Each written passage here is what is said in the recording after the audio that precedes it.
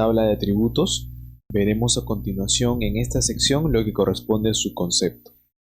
Como una idea preliminar debemos notar de que cuando nosotros estamos hablando de datos espaciales, evidentemente, además de su ubicación a través de coordenadas específicas dentro de un sistema de referencia de coordenadas, nos interesa algunos aspectos relacionados que están asociados precisamente a esta ubicación espacial.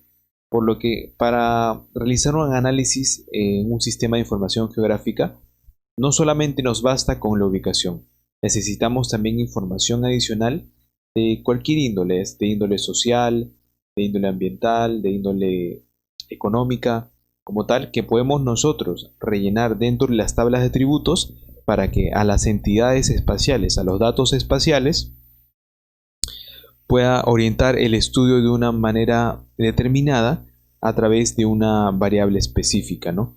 Por ejemplo, podemos estar notando de que en una tabla de atributos podemos manejar, por ejemplo, información sobre pobreza. Entonces, luego de espacializar la información, es decir, de desplegarla dentro de nuestra interfaz QGIS, podemos realizar un análisis para poder ver cuáles son los patrones espaciales que están asociados a estos parámetros de pobreza, precisamente. Esto es posible debido a que contamos con atributos, contamos con aspectos relacionados con fuentes de información adicionales a la ubicación espacial. Sin las tablas de atributos no podríamos realizar muchísimas cosas dentro de un GIS.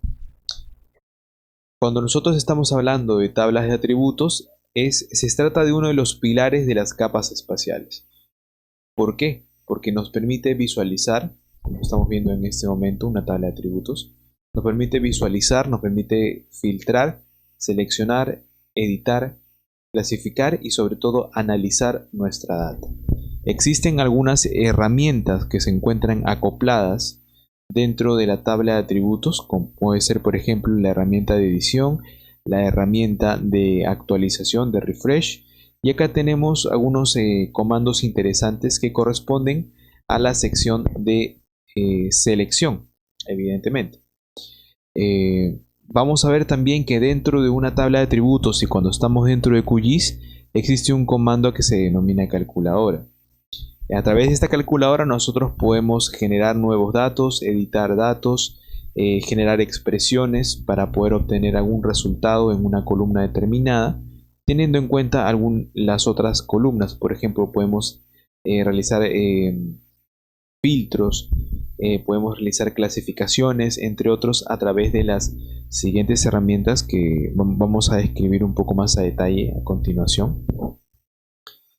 Y debemos conocer también de que las entidades que componen una capa de información que se visualizan a través de una tabla de atributos están ordenadas en filas y en columnas, por lo que todas las columnas corresponden a un atributo determinado, a un registro determinado, y cada fila corresponde a una entidad específica, por lo que cada fila va a tener la misma cantidad de columnas.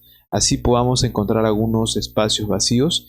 Evidentemente, el dato es precisamente que en ese punto, bueno, no habría información, pero no ocurre que de repente hay una fila, una entidad que tenga 3 atributos y otra que tenga 4. Eso no es posible porque si no, no estaríamos hablando de una tabla, ¿no?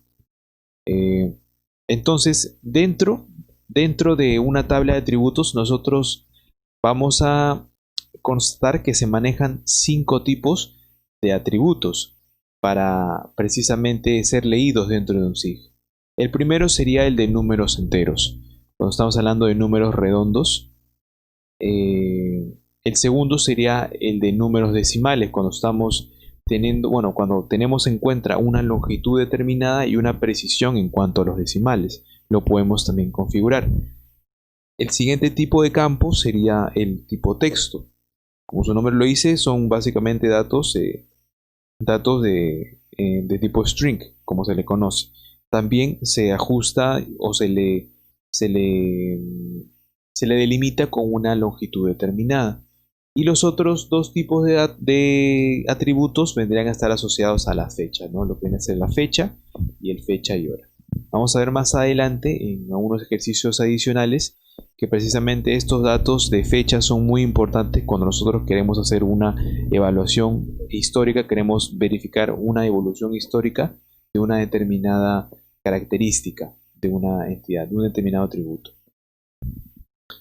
Entonces, en líneas generales, esto es lo que concierne a las tablas de atributos. Estamos hablando de algunas, son tablas especiales que me permiten visualizar, filtrar, seleccionar, editar, clasificar y analizar nuestra data espacial.